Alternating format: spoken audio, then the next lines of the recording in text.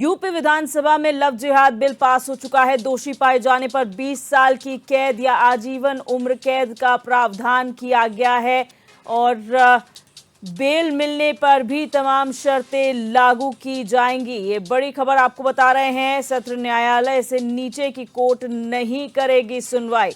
ये बड़ी खबर आपको बता रहे हैं, जहां उत्तर प्रदेश का विधानसभा सत्र का मॉनसून सत्र चल रहा है और आपको बता दें यहां पर लव जिहाद बिल पास किया गया है, जिसमें 20 साल या उम्र कैद की सजा का प्रावधान किया गया है अगर दोषी कोई पाया जाता है। और इसमें सत्र न्यायालय से नीचे की कोर्ट फैसला नहीं सुनाएगी।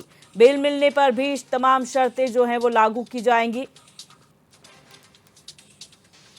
तो लगातार लव जिहाद के मामले जो सामने आ रहे हैं, जबरन धर्मांतरण के जो तमाम वाकये सामने आए, उसके बाद अब उत्तर प्रदेश में ये कानून लाया गया है धर्मांतरण को लेकर। लव जिहाद के मामले में एक कानून है, अगर दोषी कोई पाया जाता है तो उसे 20 साल से लेकर आजीवन उम्र कैद की सजा का प्रावधान इसमें रखा गया है। और अब बात करेंगे उन्नाव से बड़ी खबर की, जहां शिक्षकों की बड़ी लापरवाही सामने आई है। उन्नाव से बड़ी खबर है, जहां क्लास में बच्चे को बंद कर शिक्षक गायब हुए। क्लास में बंद बच्चे का रोते हुए वीडियो वायरल हो रहा है। बीएसए ने जांच के बाद कार्रवाई की बात कही है। उन्नाव से बड़ी खबर आपको बता रहे हैं, जहां पर शिक्षकों की घोर लापरवाही सामने आई है। एक बच्चे को क्लासरूम में बंद कर गायब हुए शिक्षक, जिसके बाद बच्चे का रोते हुए वीडियो भी वायरल हो रहा है और अब बीएसए के संज्ञान में ये मामला है। बीएसए ने कहा है कि इस मामले में जांच की जाएगी और उसके बाद जो भी दोषी होगा उस पर कार्रवाई की जाएगी। तो उन्नाव से बड़ी खबर है, जहां पर शिक्षकों की लापरवाही एक बच्चे पर भारी पड़ी है, जहां एक बच्चे को क्लासरूम में बंद कर शिक्षक गायब हो गए। किसी ने इसकी सुध नहीं ली, जिसके बाद क्लास में बच्चे का रोते हुए वीडियो जो है वो वायरल हो रहा है। आपको बता दें कि इस मामले का संज्ञान बीएसए ने लिया है और उन्होंने कहा है कि इस मामले की जांच की जाएगी, उसके बाद कार्रवाई होगी। ये स्कूल की तस्वीरें हैं, जहां पर बच्चे को क्लासरूम में बंद कर शिक्षक गायब हुए और किसी ने एक बार देखने की भी जहमत नहीं उठाई। क्लासरूम की खिड़की पर बैठकर ये बच्चा रोता हुआ नजर आ रहा है, जिसका वीडियो अब सोशल मीडिया पर वायरल हो रहा है। उन्नाव का ये पूरा मामला है, जहां पर क्लासरूम में ताला जड़कर शिक्षक चले गए और ये बच्चा क्लासरूम में ही बंद हो गया। शिक्षकों की ये लापरवाही का मामला सामने आया है।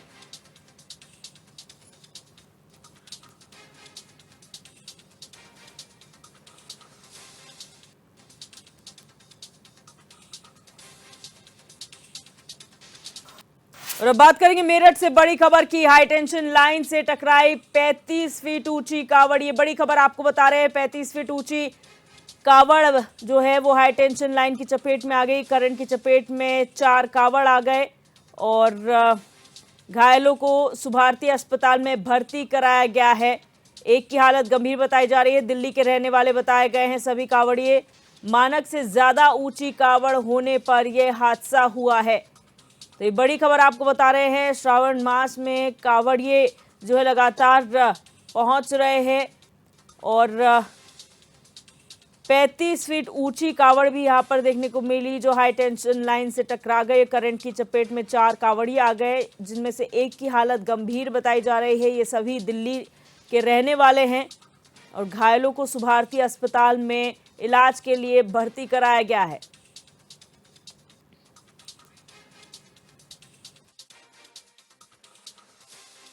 ये थाना टीपी नगर क्षेत्र में बागपत फ्लाईओवर पड़ता है।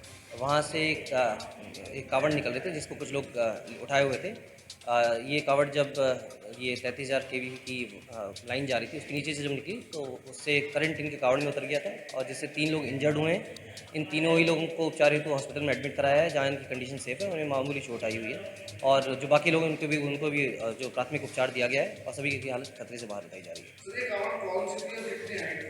ये जो नॉर्मल कावड़ ये लोग जो कंधे पे लेके जाते हैं वो थी और करीब इसकी हाइट 20 से 24 फुट के आसपास है और ये जब 33,000 केवी के आस नीचे से निकल रहे थे और करीब 5 से 6 फुट नीचे रहा होगा, इन्होंने एक वायर बांधा हुआ है कावड़ में, जिसकी वजह से जो ये हाई टेंशन वायर है उससे करंट इनके उसमें उतर गया था। और ये लोग, जैसे मैंने बताया, 3 लोग इसमें घायल हैं और इनको मामूली चोट आई है, इनको चारिटी हॉस्पिटल में एडमिट कराया गया है।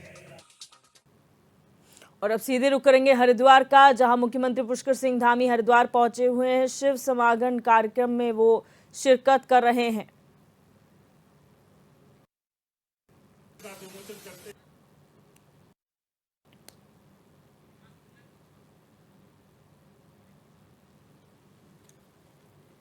तो आपको बता दें कि हरिद्वार दौरे पर है मुख्यमंत्री पुष्कर सिंह धामी और शिव समागम कार्यक्रम में शिरकत कर रहे हैं। जहां पर ये कार्यक्रम प्रस्तुत किया गया है और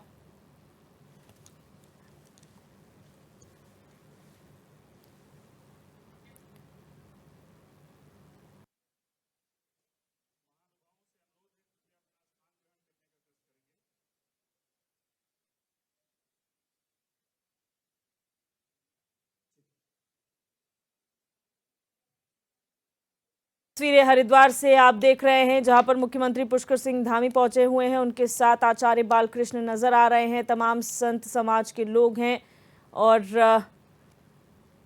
बीजेपी नेता यहां पर नजर आ रहे हैं, मदन कौशिक। और कावड़ मेला चल रहा है। श्रावण मास में कावड़ मेले का बहुत अधिक महत्व है। कावड़िए गंगा जल लेने के लिए हरिद्वार पहुंच रहे हैं और इसी के तहत चरण वंदना कावड़ियों की मुख्यमंत्री पुष्कर सिंह धामी ने इससे पहले की है। ये तमाम कार्यक्रम रखा गया है इस उपलक्ष्य पर और संत समाज मौजूद है आम जनता के बीच। तो एक खास मौका है जहां पर हर बार की तरह इस बार भी मुख्यमंत्री ने कावड़ियों के चरण वंदना की है। जो कावड़िए उत्तराखंड आते हैं हरिद्वार से गंगा जल लेने के लिए, उनका अभिनंदन मुख्यमंत्री द्वारा किया जाता है। पुष्प वर्षा भी की गई कावड़ियों पर और एक बड़ा त्योहार की तरह इसे मनाया जाता है, जहां पर देश के कोने कोने से कावड़िया जो है जल भरने के लिए यहाँ आते हैं। के वासी माँ गंगा के अभिलाषी, हम हरिद्वार के वासी माँ गंगा के अभिलाषी। जिस धरती पे अमृत बरसा उस धरती के हम वासी, हम हरिद्वार के वासी माँ गंगा के।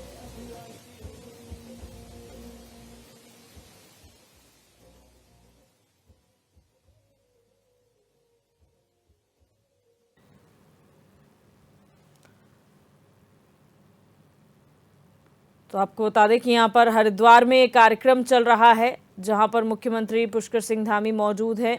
कावड़ मेले के उपलक्ष्य में यहाँ पर ये शिव समागम कार्यक्रम का आयोजन किया जा रहा है, जहाँ मुख्यमंत्री पहुँचे हुए हैं। इससे पहले उन्होंने तमाम कावड़ियों की चरण वंदना की। उनके साथ आचार्य बालकृष्ण और संत समाज से जुड़े लोग मौजूद हैं।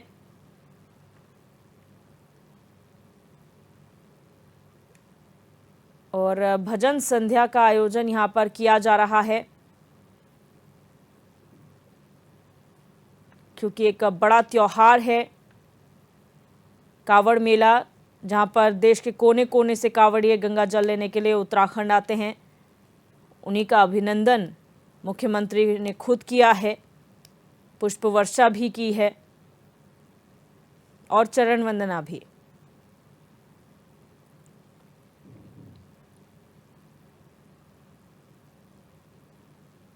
तो लाइव तस्वीरें आपकी टीवी स्क्रीन पर है। हरिद्वार से कार्यक्रम लाइव प्रसारित हो रहा है, जहां पर मुख्यमंत्री पुष्कर सिंह धामी पहुंचे हैं।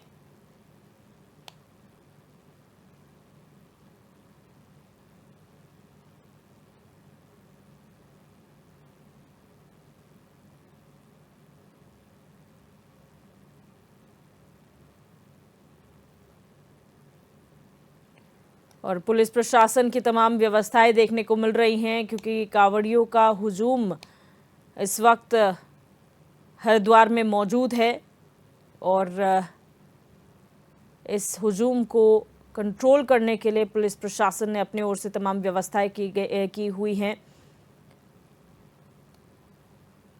ये लाइव तस्वीरें आपके टीवी स्क्रीन पर हरिद्वार से शिव समागम कार्यक्रम आयोजित हो रहा है, जिसमें खुद मुख्यमंत्री पुष्कर सिंह धामी शिरकत करने के लिए पहुंचे हैं और इससे पहले उन्होंने उत्तराखंड आए तमाम शिव भक्तों का, कांवड़ियों का चरण वंदना की है, उनका अभिनंदन किया है। और आप देख सकते हैं उनके साथ मदन कौशिक मौजूद हैं, आचार्य बालकृष्ण इसमें मौजूद हैं इस कार्यक्रम में, और संत समाज से जुड़े तमाम साधु भी मौजूद हैं।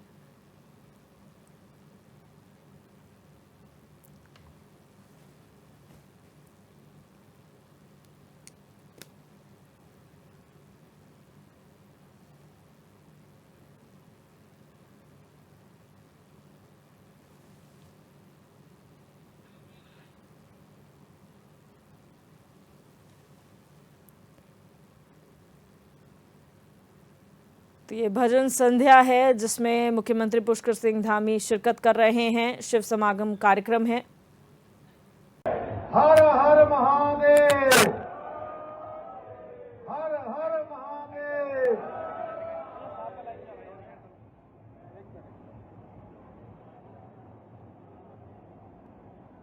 हरिद्वार में आज पुलिस के द्वारा यहाँ पर आयोजित भजन संध्या के इस बहुत ही भक्तिमय संगीत के कार्यक्रम में हम सबके बीच में जिनका हमको सानिध्य प्राप्त हो रहा है, ऐसे हमारे पूज्य संत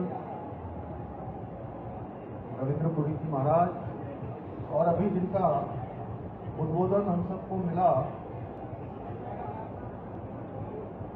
आदरणीय आचार्य बालकृष्ण जी,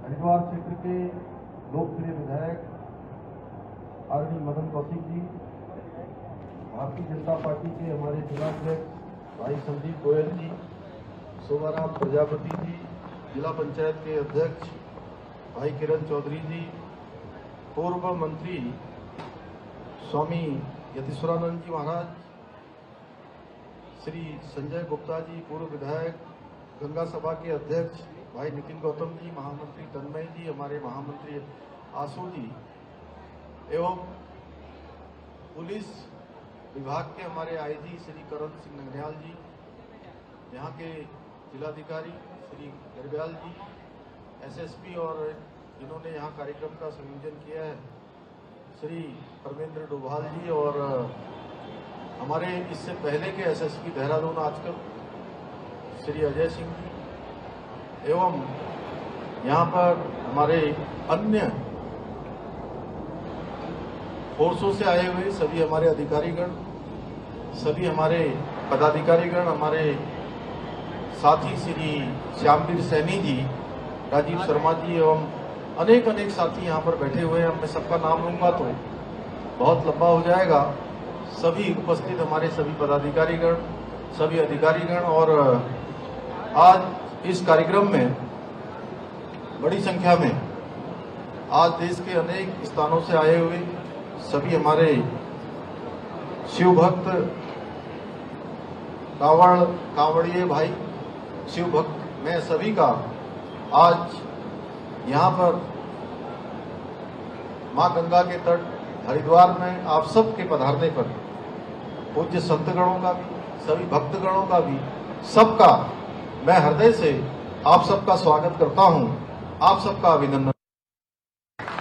साथ ही आज इस शिव समागम कार्यक्रम को अपनी मधुर वाणी से शिवमय बनाने वाले हंसराज रघुवंशी जी, जो कि प्रत्येक वर्ष अपनी यहाँ पर प्रस्तुति देते हैं और उनकी बहुत बड़ी ख्याति है, उनका भी देवभूमि उत्तराखंड मां गंगा के इस तट पर हरिद्वार में उनका भी अभिनंदन करता हूं, स्वागत करता हूं।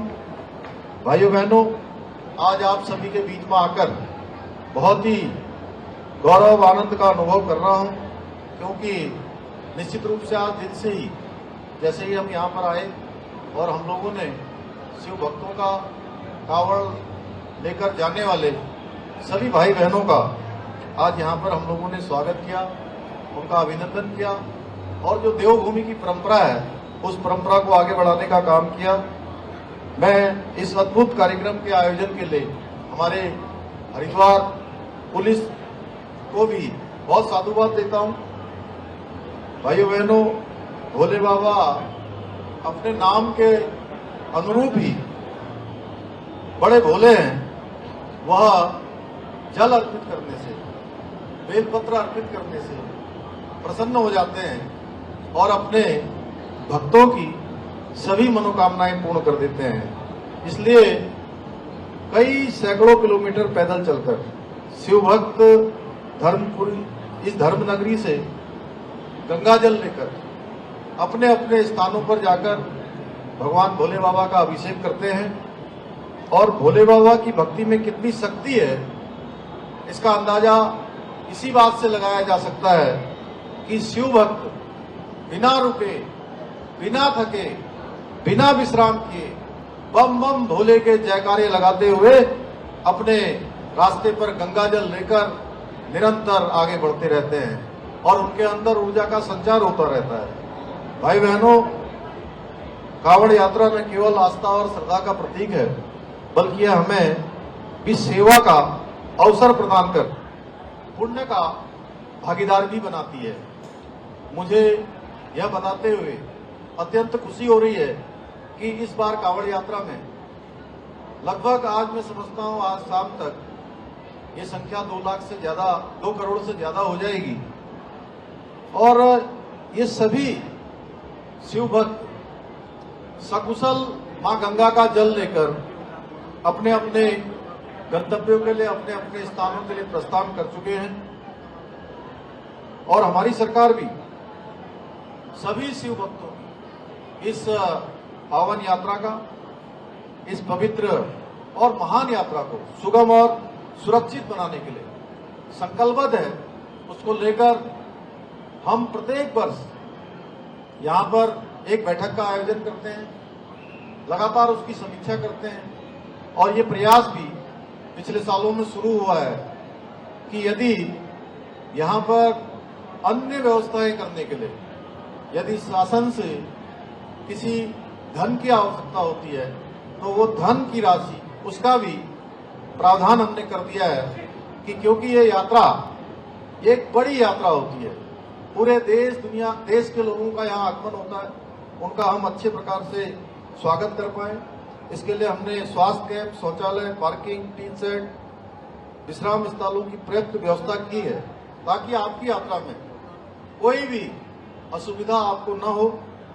प्रशासन द्वारा यात्रा मार्ग एवं हरिद्वार क्षेत्र में स्थित होटल ढाबों पर भी गुणवत्तापूर्ण भोजन उपलब्ध कराने के लिए लगातार मॉनिटरिंग की जा रही है। साथ ही सुरक्षा के भी पुख्ता इंतजाम किए गए हैं। सीसीटीवी और ड्रोन कैमरों से निगरानी की जा रही है। हमने इस बार कांवड़ यात्रा में एक वाटर एम्बुलेंस की भी व्यवस्था की है, क्योंकि सड़कों में अत्यधिक जाम की स्थिति होने के कारण से गाड़ियां इधर से उधर नहीं जा पाती हैं। ऐसे समय में मरीजों को गंगा नदी और गंगा नहर के जरिए जल्दी से अस्पतालों में पहुंचाया जा सके। भाइयों बहनों, सभी जानते हैं कि हमारे प्रधानमंत्री आदरणीय मोदी जी का उत्तराखंड देवभूमि से विशेष लगाव है, ये किसी से छुपा हुआ नहीं है। और उनके नेतृत्व में जब से वो प्रधानमंत्री बने हैं उसके बाद केदारपुरी का भव्य और दिव्य निर्माण प्रारंभ हुआ, जो अब अपने अंतिम चरण में पहुंच चुका है। इसके साथ ही बद्रीनाथ धाम का मास्टर प्लान, उस पर भी तेजी से काम हो रहा है।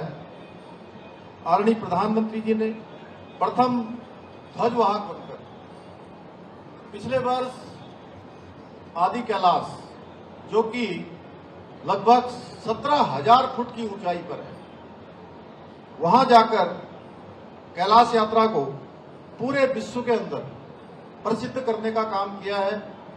साथ ही आदरणीय प्रधानमंत्री जी के नेतृत्व में आस्था और विकास से सनातन संस्कृति के संरक्षण के अनेकों कार्य आज संपन्न हो रहे हैं, चाहे वो काशी विश्वनाथ का काशी कॉरिडोर हो या महाकाल लोक हो या हम सब के आराध्य देव भगवान श्री रामचंद्र जी के भव्य और दिव्य मंदिर का नवनिर्माण हो, जिसका उल्लेख आज पूरे विश्व स्तर पर हो रहा है।